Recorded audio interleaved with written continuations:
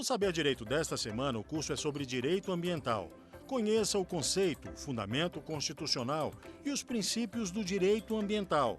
Quem comete atos ilícitos e crimes pode responder penal e administrativamente. As aulas são com a professora Paula Fernanda.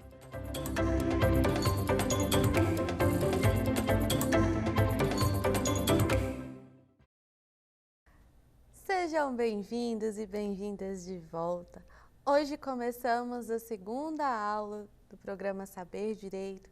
Trago para vocês temas relacionados ao direito ambiental. Na aula anterior, abordamos a natureza jurídica e o conceito do direito ao meio ambiente ecologicamente equilibrado. Trouxemos que trata-se de um direito fundamental de natureza difusa. Trouxemos o conceito de meio ambiente como sendo visto por 5 ângulos diferentes. O primeiro ângulo, previsto na Política Nacional do Meio Ambiente, a Lei 6938 de 1981, no seu artigo 3º, no inciso 1º, que a gente tem o conceito dos bens puramente ambientais, da interação entre os fatores bióticos e abióticos que permite, que abriga a vida. Vimos o meio ambiente cultural, tudo aquilo que possui valor de cultura, valor identitário, pertencente a determinado grupo. Vimos também o meio ambiente artificial. O meio ambiente artificial como sendo as construções humanas voltadas à estruturação da sua existência, do seu habitat, das suas práticas. Vimos que no espaço urbano nós temos o espaço urbano aberto e o espaço urbano fechado. A gente tem os equipamentos públicos nos espaços urbanos abertos, as ruas, as praças, as pontes, os viadutos. E no espaço urbano fechado, nós temos as edificações, onde trabalhamos, onde moramos. Nós vimos o meio ambiente do trabalho. No meio ambiente do trabalho, trouxemos a sua abordagem constitucional, o seu amparo constitucional, no artigo 200, inciso 6º da Constituição Federal. Trouxemos alguns detalhes da proteção trazida pela CLT. Falamos sobre a utilização de equipamentos de proteção individual, os chamados EPIs. Falamos sobre os trabalhos insalubres, os trabalhos perigosos. Bom, o meio ambiente do trabalho, percebemos que ele é composto por todos aqueles bens materiais e imateriais que comportam o exercício do labor do trabalhador. Vimos logo em seguida o patrimônio genético. Nós vimos o patrimônio genético trazido ali dentro da Lei de Biossegurança como sendo a sua norma central. O patrimônio genético, ele é comportado dentro da Lei 11.105, principalmente, mas não exclusivamente.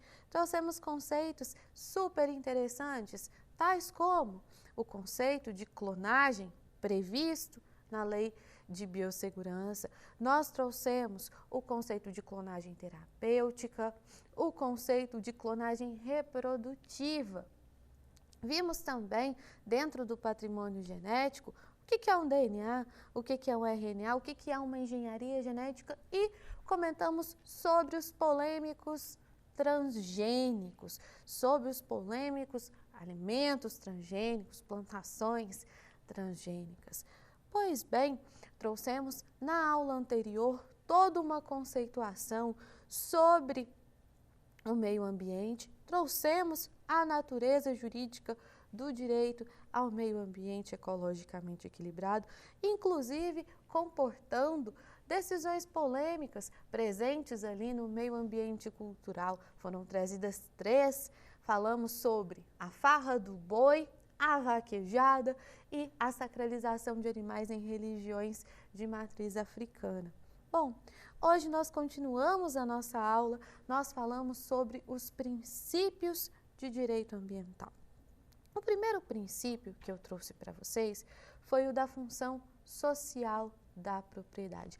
Antes da gente entrar no específico desse primeiro princípio, a gente tem que pensar qual que é o papel dos princípios.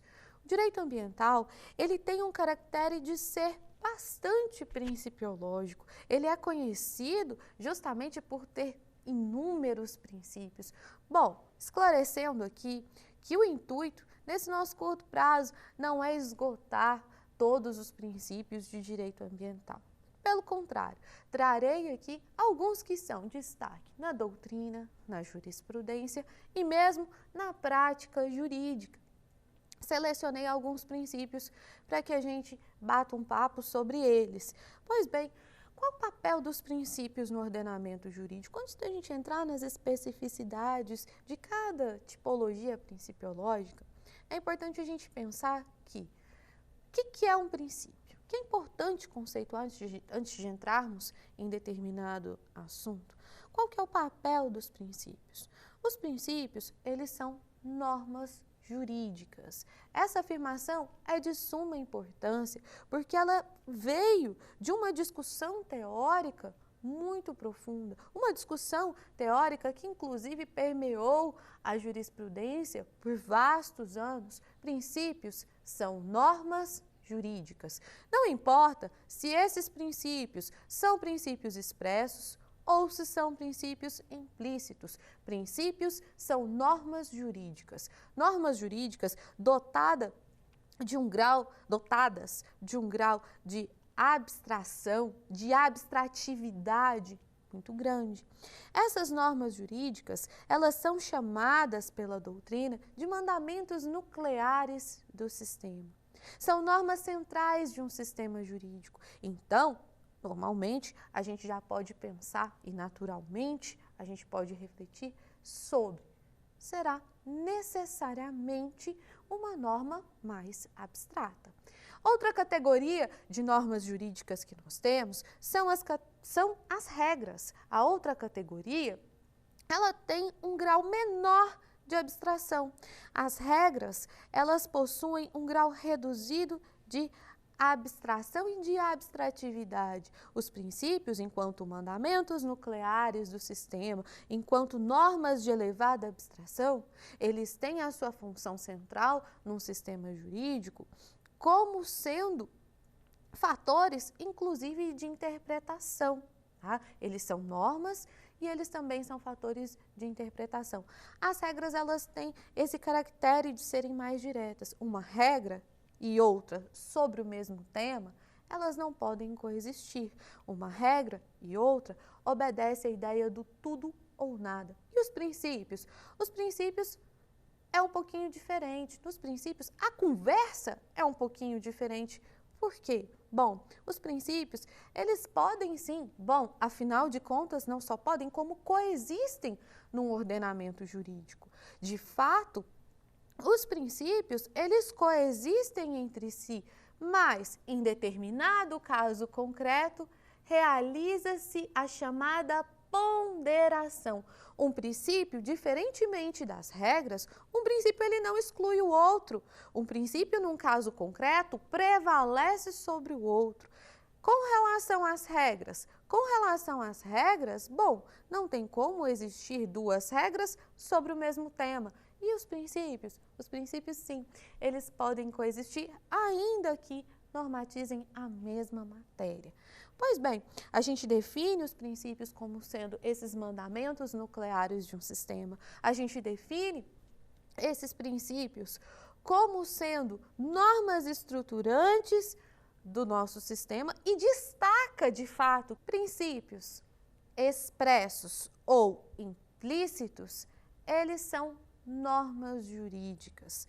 Pois bem, dito isso, feitas essas definições, a gente passa a analisar alguns dos mais importantes e mais presentes princípios do direito ambiental. Começo com vocês com o princípio da função social da propriedade. Na verdade, é a função socioeconômico-ambiental da propriedade. Como que a gente raciocina o princípio da função social da propriedade? Ou, função socioeconômica ambiental da propriedade? Pessoal, se eu tenho uma propriedade, eu vivo num corpo social, essa propriedade ela tem que servir para alguma coisa. Se eu tenho uma propriedade e convivo em sociedade, essa propriedade ela não pode ter tão somente uma finalidade egoística. Essa propriedade ela tem de ter uma função social. Essa função social ela pode ser uma função existencial. Bom, a minha casa de moradia possui uma função existencial. A minha casa de praia possui a sua função social. Até gaguejei porque nem casa de praia eu tenho, né? Veja-se. Bom,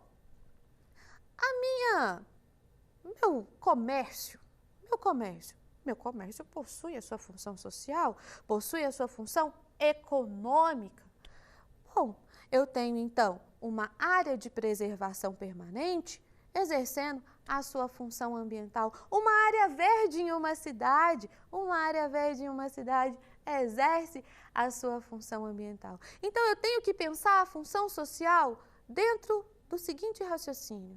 Eu tenho essa propriedade, beleza?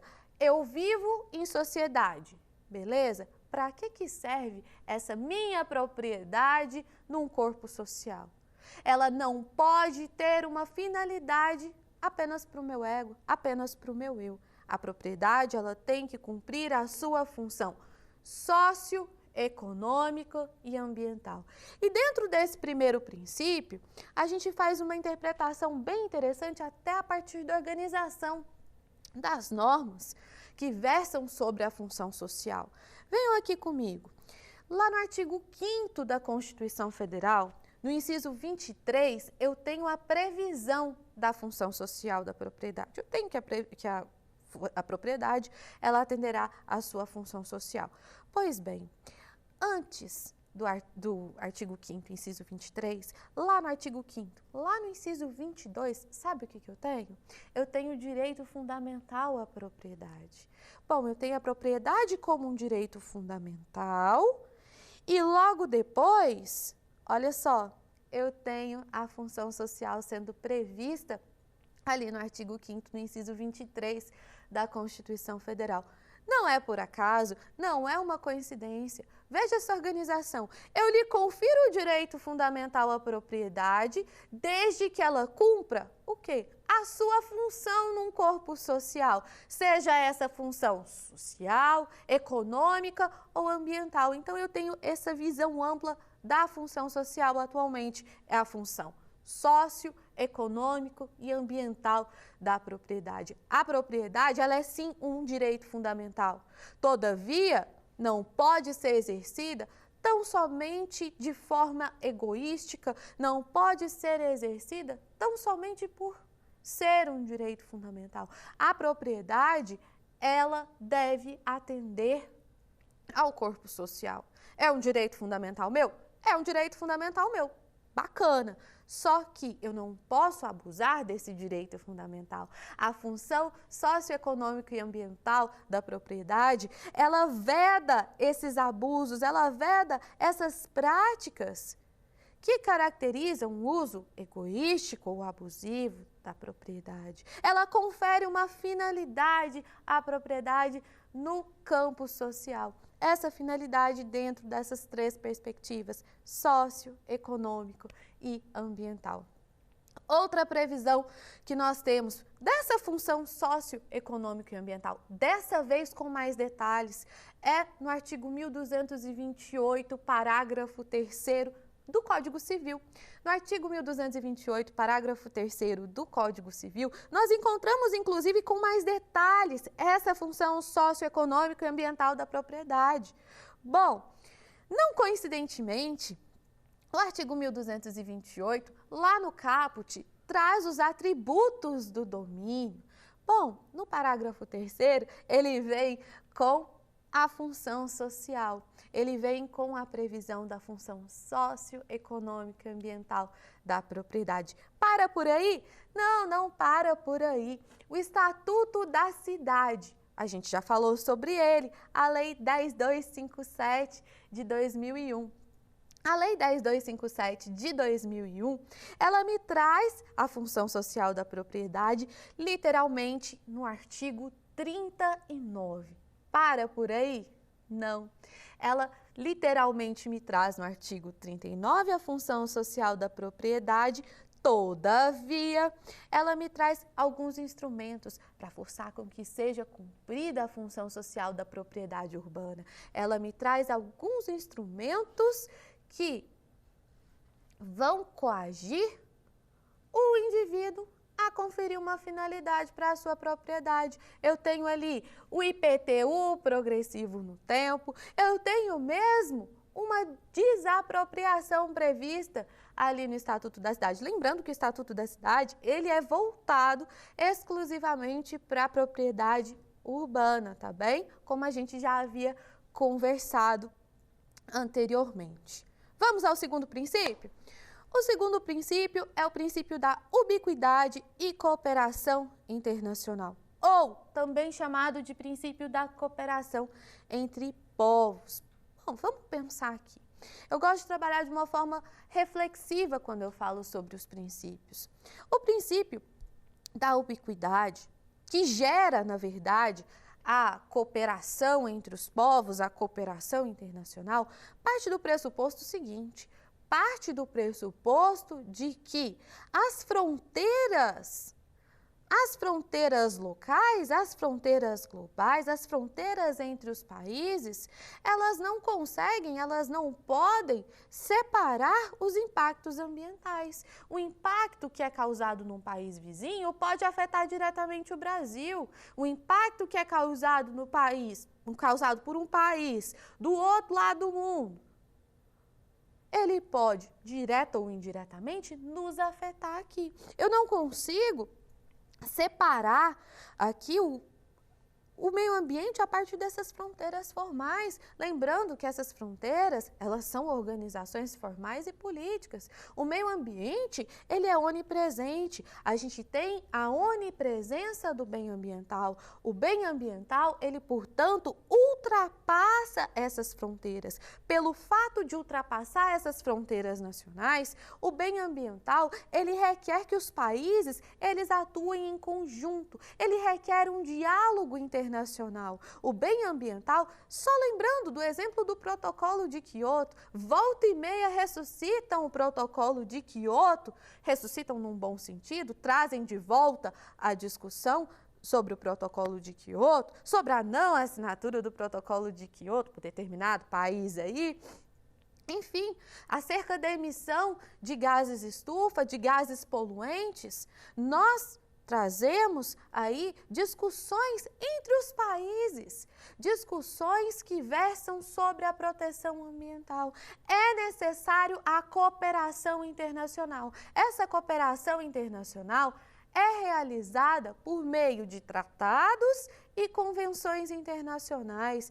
Essa cooperação internacional, ela é necessária, haja vista que determinados impactos causados por um país, eles não vão obedecer os limites das fronteiras deste país. A proteção ambiental, ela deve ser compartilhada e deve ser também solidária. A utilização dos bens ambientais também, né? As práticas protetivas. Então, portanto, da cooperação internacional, nós temos que os bens ambientais e os danos ambientais, eles transcendem as fronteiras.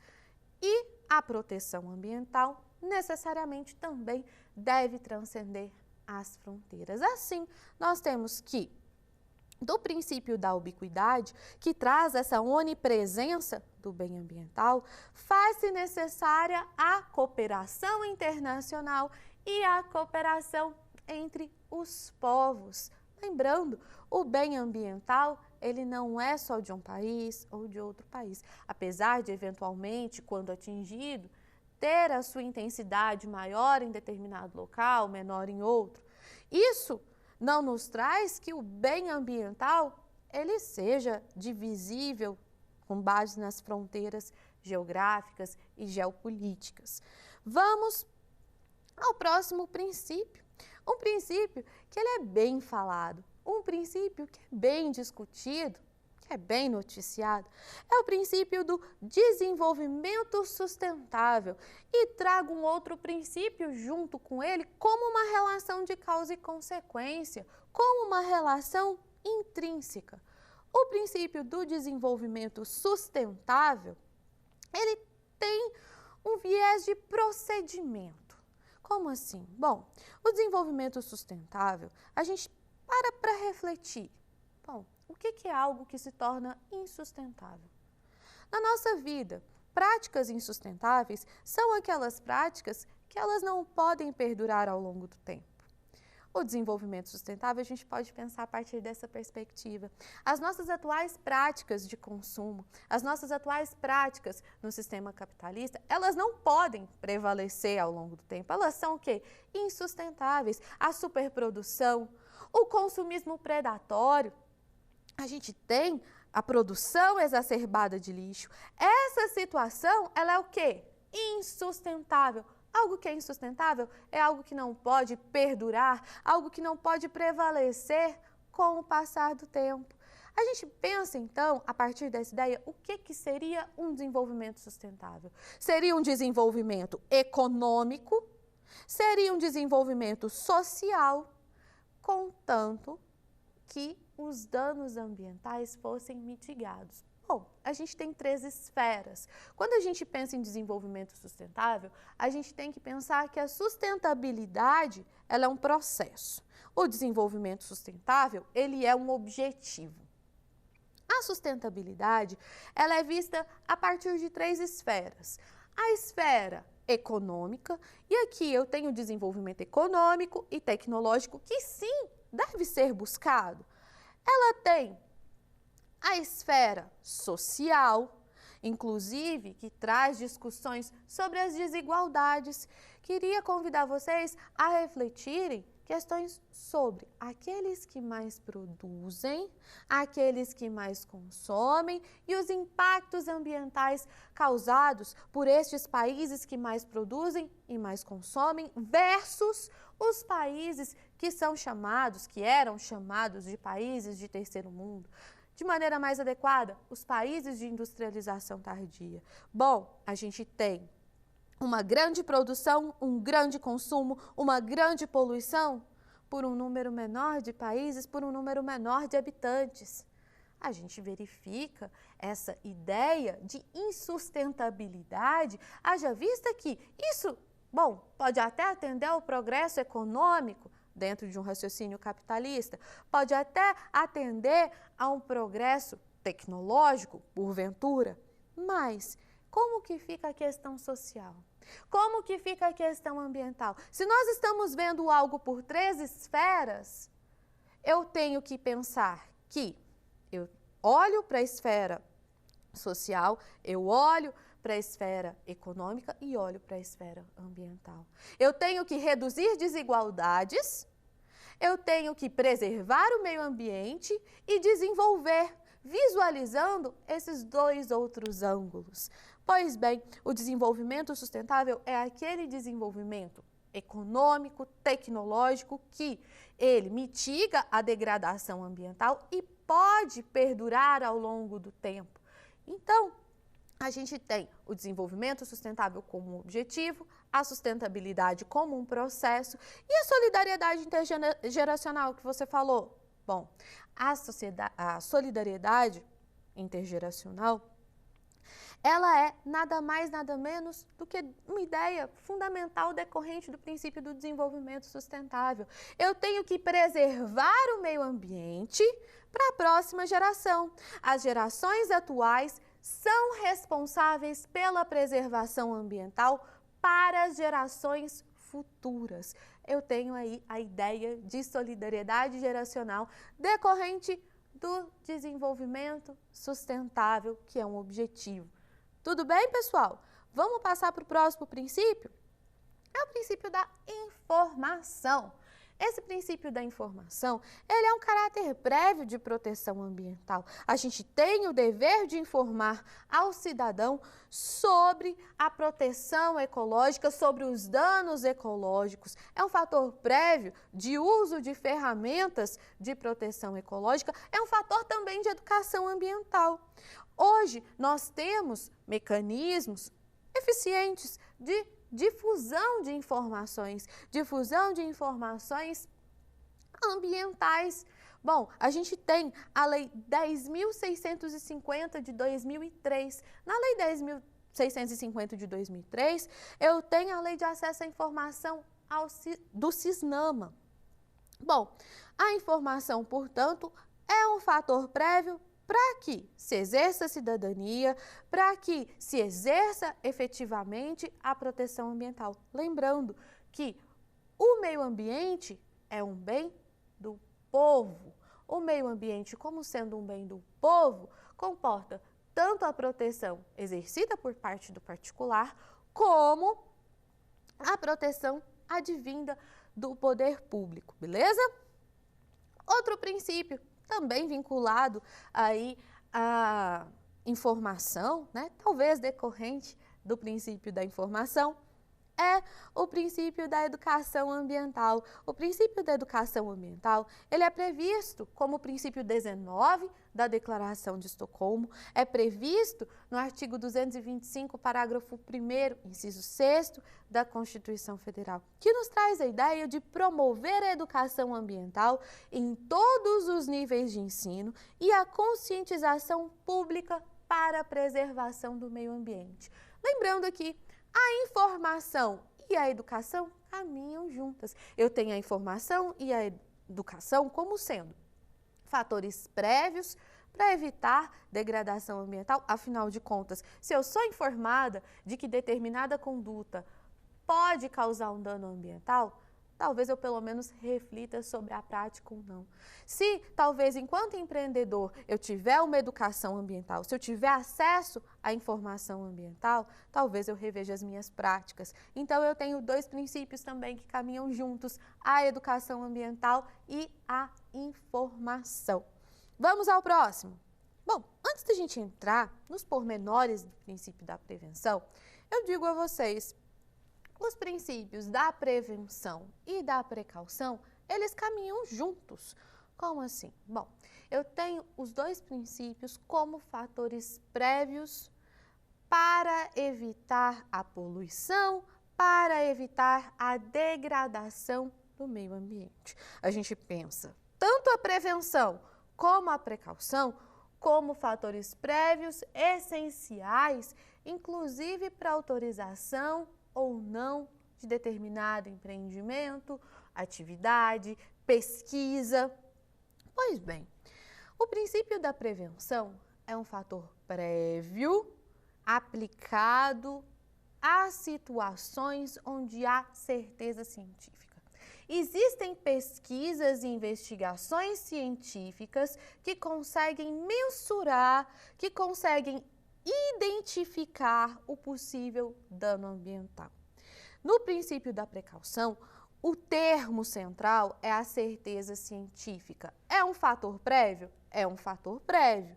Bom, eu tenho esse fator prévio sinalado por essa certeza científica. Eu já tenho, então, dados suficientes para que eu possa limitar, frenar ou proibir determinadas atividades que eu sei que são lesivas ao meio ambiente e eu sei em que grau são lesivas ao meio ambiente. Pode-se realizar uma ponderação de forma a vetar determinadas atividades, pode-se realizar uma ponderação de forma a frenar determinadas atividades, mas aqui todas essas condutas, elas são embasadas em conhecimentos científicos que a ciência não só suscitou, mas conseguiu comprovar. Eu tenho dados, eu tenho informações suficientes para trabalhar, para abordar eventual proibição, eventual restrição a determinada atividade, a determinado empreendimento. Eu tenho aqui prioridades. que versam sobre evitar os danos ao meio ambiente, evitar danos que a ciência comprovou a existência e a extensão. Então, alinham-se condutas para evitar ou reduzir esses danos cientificamente conhecidos. Prevenção, portanto, é marcada, é sinalada pelo conhecimento científico da identificação e da extensão do dano ambiental. Bom, o princípio da prevenção, ele caminha junto com o primo dele. O primo dele é o princípio da precaução. O princípio da precaução, diferentemente do princípio da prevenção, ele trata de algo mais abstrato. Bom, quando a gente fala do princípio da precaução, a gente pensa em uma análise em abstrato. E quando eu digo análise em abstrato, é uma análise que não é embasada ainda em conhecimentos científicos precisos. Não é que estejam ausentes os conhecimentos científicos, não é que esteja ausente a ciência. A ciência, ela exerce um papel importante, sim. A ciência, ela nos traz a possibilidade em abstrato do dano. Contudo, ainda não existem dados, ainda não existem informações suficientes para que mensure-se ou identifique-se o possível dano ambiental. Assim, a precaução, ela trabalha com uma análise em abstrato, sendo que a precaução, ela aborda um perigo desconhecido que até então, bom, a ciência não nos trouxe dados, a ciência não nos trouxe informações suficientes para, bom, frenar determinada conduta. Diante do princípio da precaução, a gente tem, em regra, a proibição de certas atividades. O princípio da precaução, bom, eu não sei quais são os danos. No princípio da prevenção, a ciência já me falou, olha, existe tal dano ambiental, tal atividade, ela tem tal potencial de degradação, tal atividade é poluente até certo nível. Agora, na precaução, não. Bom, o princípio da precaução, ele foi suscitado numa discussão que foi muito interessante há algum tempo, que foi a utilização dos transgênicos, dos organismos geneticamente modificados. Bom, o princípio da precaução e da prevenção são diferentes, apesar de caminharem juntos na ideia de proteção prévia. O princípio da prevenção e da precaução, eles são fatores que ocorrem no intuito, no caso da prevenção, restringir ou frenar determinada conduta. No caso da precaução, bom, via de regra proibir, eu não sei a extensão do dano, como que eu vou permitir algo que potencialmente causa um dano ambiental, mas eu não sei qual dano ambiental? Pois bem, se a gente traçar um paralelo, eu tenho que a prevenção, ela trata de um dano conhecido, a precaução, o dano ainda é desconhecido. Na prevenção, a dimensão é previsível, eu consigo mensurar. Na precaução, é imprevisível. A análise para que se tenha a aplicação do princípio da prevenção é uma análise em concreto. Como eu disse a vocês, ao contrário, na precaução a análise é em abstrato. Na prevenção, eu posso ter uma proibição de determinada atividade ou a autorização mediante restrição. Afinal de contas, eu sei a extensão que aquilo lá pode causar de dano ambiental. Agora, aqui na precaução, a atividade via de regra é proibida, o risco é desconhecido. Bom, o STJ, na súmula 618, ele nos deu uma dica sobre essa ideia de como que se aplica o princípio da precaução. Bom, o STJ, na súmula 618, ele previu a inversão do ônus da prova. Ele traz que, nas matérias que envolvem degradação ambiental, é possível suscitar a inversão do ônus da prova. Como assim? Bom, o empreendedor que exerce uma atividade com potencial risco de poluição, com potencial risco de degradação, cabe a ele provar que aquela atividade ela não tem aquele risco reportado, ou que, apesar de ter uma atividade com risco de degradação, essa atividade ela pode sim ser desenvolvida. Então, a inversão do ônus da prova é cabível nas ações que envolvem a degradação ambiental. A inversão do ônus da prova prevista na súmula 618 do STJ, ela é trazida da seguinte maneira: a inversão do ônus da prova aplica-se às ações de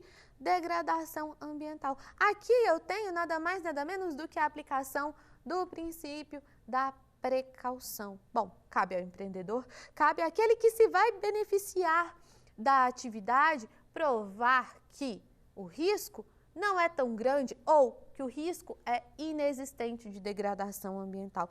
Não cumpre a outrem provar que aquela atividade é ou não perigosa. Suscita-se o princípio da precaução. Bom, o risco é desconhecido. Suscita-se ali o princípio da precaução, cabe ao empreendedor provar a ausência daquele risco. Então, fica aí esse destaque para súmula 618 do STJ. Bom, vamos a mais um princípio. Princípio também muito falado, um princípio que remete à responsabilidade ambiental. Vamos falar aqui do princípio do poluidor-pagador. O princípio do poluidor-pagador, ele pode ser visto dentro dos seus aspectos preventivo e repressivo. Quando visto dentro do seu aspecto repressivo, o princípio do poluidor-pagador, ele se traduz na responsabilidade ambiental.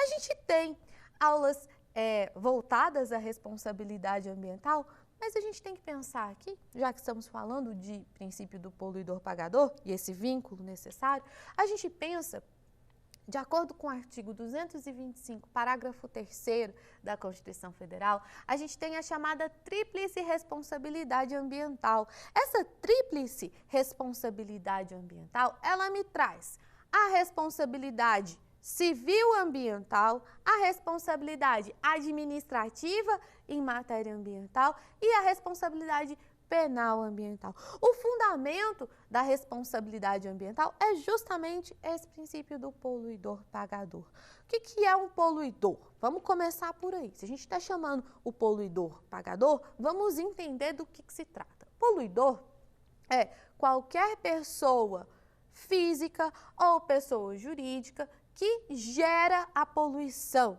Bom, gerando a poluição, ele tem o dever de quê? De ressarcir. Se você polui o bem ambiental, você tem o dever de arcar com essa responsabilidade. Então, o poluidor é qualquer pessoa física ou jurídica, não importa se é uma pessoa física, se é uma empresa. O empreendedor, ele tem a responsabilidade sobre o meio ambiente. Quando a gente fala que o empreendedor, ele tem a responsabilidade sobre o meio ambiente, temos o princípio do poluidor-pagador, portanto, trazendo a ideia de recuperação in natura ou a compensação em pecúnia, ou mesmo acumulação dessas duas perspectivas. Eu posso determinar a certo empreendedor que recupere o meio ambiente in natura e posso, ao mesmo tempo, determinar que aquele empreendedor seja responsabilizado, tanto civilmente, como penalmente, como administrativamente, tá? Então, eu posso determinar a responsabilidade em obrigação de fazer de recuperação ambiental, como a responsabilidade pecuniária, tá? A responsabilidade ambiental, quando a gente pensa em poluidor-pagador, trata-se de uma responsabilidade solidária. Uma responsabilidade que abarca todos aqueles responsáveis, direta ou indiretamente, pela ocorrência do dano.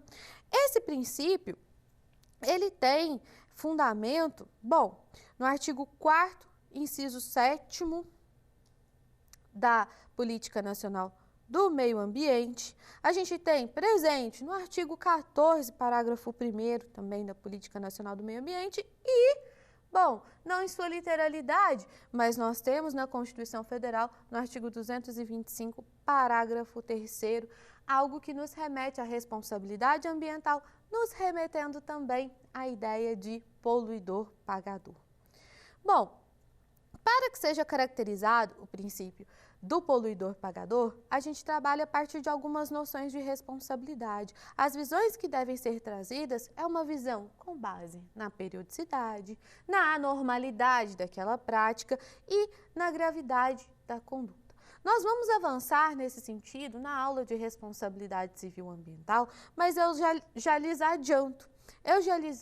Que é o seguinte: para se aplicar o princípio do poluidor-pagador, a prática não precisa ser ilícita. Para que a gente pense em responsabilidade civil, aqui trazendo especificamente a responsabilidade civil, para que a gente pense nela, a gente tem que pensar em uma responsabilidade objetiva. Nesse caractere, a gente tem a responsabilidade civil objetiva com base no risco integral. Vamos entrar logo, a Paula do futuro entra em maiores detalhes com vocês. Mas a gente tem essa responsabilidade como dispensando a antijuridicidade para que ocorra. Como assim?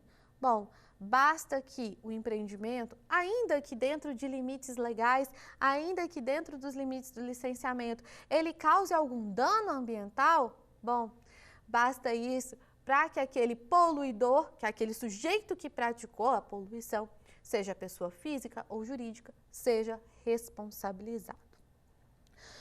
Na mesma linha de raciocínio, porém um pouquinho diferente, aquela ideia de caminhar junto, né? O princípio que é primo desse aqui. Bom, na mesma linha de raciocínio, com um viés um pouco diferente, eu tenho o princípio do usuário pagador. É vinculado, sim, à ideia de poluidor-pagador.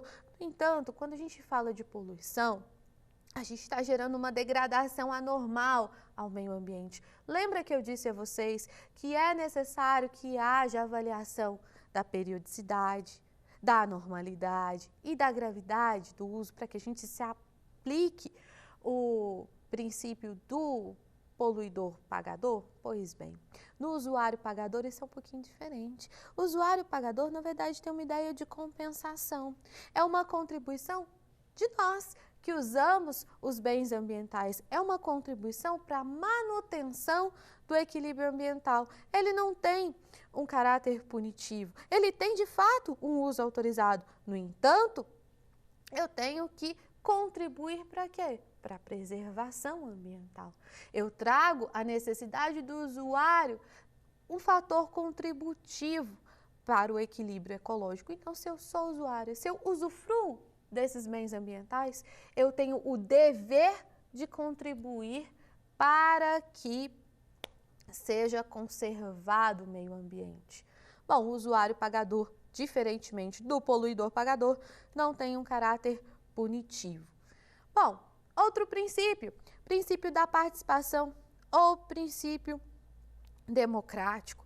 Bom, o princípio da participação ou princípio democrático, eu tenho justamente as potencialidades do cidadão participar na preservação ambiental. Claro, para tanto eu preciso do princípio da informação como sendo efetivado, eu preciso de informar o cidadão para que ele contribua em qualquer das esferas de poder, seja através de mecanismos judiciais. A gente tem a ação popular ambiental, por exemplo, que é um mecanismo de participação direta do cidadão na proteção ambiental.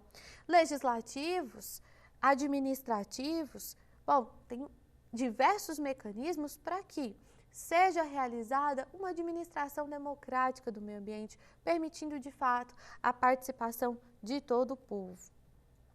Um último princípio que, gente, deu o que falar. Esse último princípio é chamado de princípio da vedação do retrocesso ecológico. Alguns doutrinadores, cito aqui o nosso Ingo Wolfgang Sarlet, ele nos traz com mais detalhes esse princípio da vedação do retrocesso. O Ingo Sarlet, ele nos traz o princípio da vedação do retrocesso dentro dos direitos sociais e também a vedação do retrocesso ecológico. É um princípio, bom, ele dá o que falar pela sua dificuldade de aplicação, pela sua dificuldade de fato de ocorrer. Por quê? Bom, o princípio da vedação do retrocesso ecológico, ele me traz que a proteção ecológica alcançada, ela não pode ser reduzida. Se eu alcanço uma proteção ambiental, bom, eu não posso reduzir essa proteção ambiental.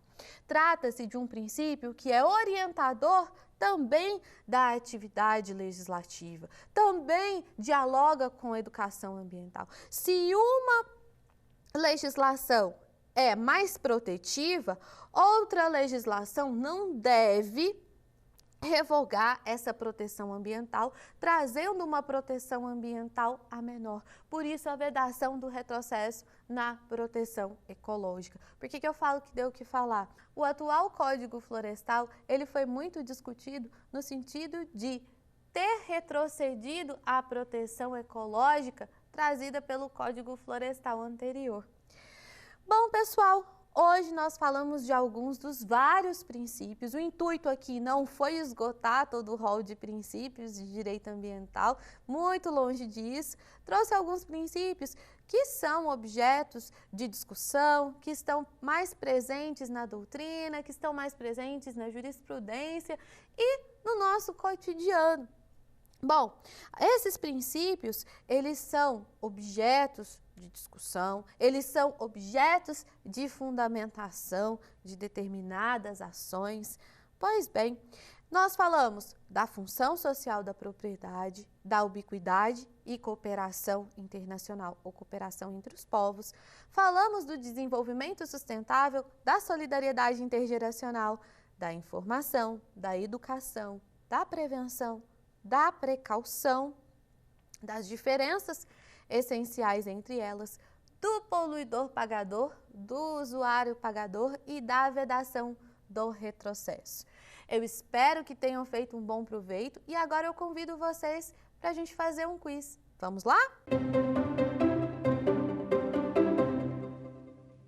A busca pelo atendimento dos anseios do progresso presentes, buscando não comprometer o meio ambiente das gerações futuras, corresponde ao princípio do ou da. Letra A, desenvolvimento sustentável. Letra B, participação. Letra C, cooperação entre povos. Letra D, educação ambiental. A resposta correta, prezados, é a letra A. É o princípio do desenvolvimento sustentável. Conforme falamos, a gente tem que atender os anseios do progresso, os anseios econômicos, os anseios tecnológicos, de forma que não sejam comprometidos os bens ambientais ou, ao menos, mitigando a degradação ambiental. Princípio da participação. O princípio da participação tem um viés político, democrático, da participação do cidadão. Não tem essa relação direta com os anseios pelo progresso. Princípio da cooperação entre povos. O princípio da cooperação entre povos tem relação com os diálogos internacionais, com os diálogos entre os países, buscando uma preservação ambiental global. Educação ambiental. Educação ambiental, ela sim, ela tem alguma relação, mas ela não se encaixa nesse conceito. Bom, para eu pensar o desenvolvimento sustentável, claro, eu também penso sim educação ambiental, mas ela não se encaixa nesse conceito buscado nessa questão. É sim, na verdade, um fator prévio. Então, reforçando, a resposta é a letra A. Vamos à segunda questão?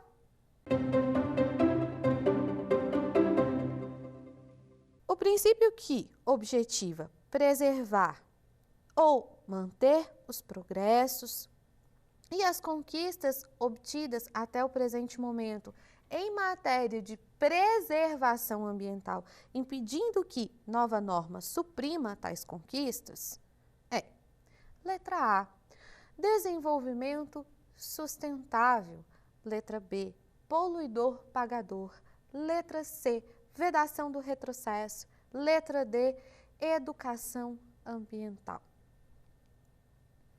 A resposta correta é a letra C. Vamos falar um pouquinho sobre cada um deles. O desenvolvimento sustentável, nós acabamos de ver na questão anterior, consiste na ideia de progredir preservando o meio ambiente, progredir economicamente, progredir tecnologicamente. O princípio do poluidor-pagador, como nós vimos em aula, é um princípio voltado à responsabilização por aquele que exerce atividade poluente. A pessoa que recebe lucros por sua atividade que causa degradação ao meio ambiente é responsável pela sua atividade, pela recuperação do meio ambiente. Bom, a vedação do retrocesso é justamente isso que está conceituado aqui no enunciado da questão 2. O princípio que, de fato, objetiva preservar, manter os progressos e as conquistas obtidas até então em matéria de preservação ambiental, de maneira que uma lei nova não deva revogar as conquistas já obtidas em matérias de preservação ecológica por lei anterior.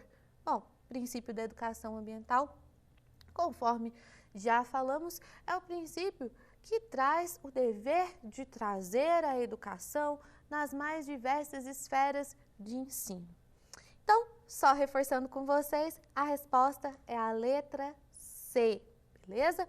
Agora a gente pode ir para a nossa terceira e última questão. Vamos lá?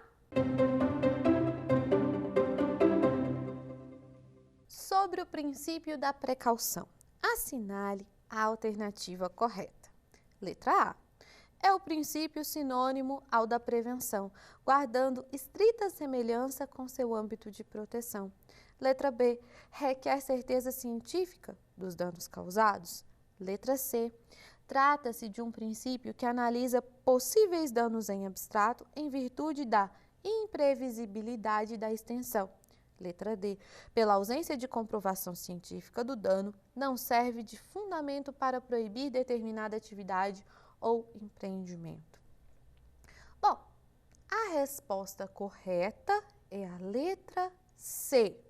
Vamos comentar rapidamente algumas dessas assertivas aqui. Bom, não é sinônimo à prevenção. Nós vimos de forma separada o objeto da prevenção, trouxemos como expressão-chave a certeza científica. Nós vimos que a precaução, ela não, apesar de ambas serem fatores prévios, a precaução e a prevenção são diferentes. A prevenção ela é embasada em certeza científica, a precaução é uma análise em abstrato. Letra B, requer-se certeza científica dos danos. Na letra B aqui, eu tenho justamente o conceito do quê? Da prevenção. E eu estou pedindo o quê? Pedindo o conceito da precaução, portanto não se encaixa. E a letra C, que é a nossa alternativa correta, ela traz de uma forma bem interessante a ideia de princípio da precaução. Trata-se de um princípio que analisa possíveis danos em abstrato em virtude da imprevisibilidade da extensão. É aqui a nossa assertiva correta. É uma análise em abstrato, eu não sei a extensão dos danos causados, a ciência ainda não coletou dados suficientes para mensurar a existência ou mesmo a extensão desses danos, tá? Existe ali uma possibilidade, algo que é suscitado, porém ainda desconhecido. Pela ausência, letra D, né? Pela ausência da comprovação científica do dano, não serve de fundamento para proibir determinada atividade ou empreendimento.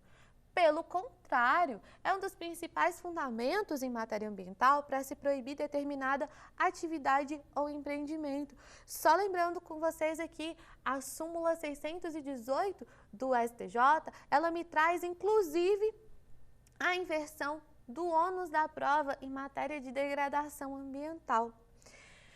Bom, pessoal, hoje nós falamos dos princípios de direito ambiental. Eu espero que tenham gostado, eu espero que tenham feito bom proveito, tomado as devidas notas.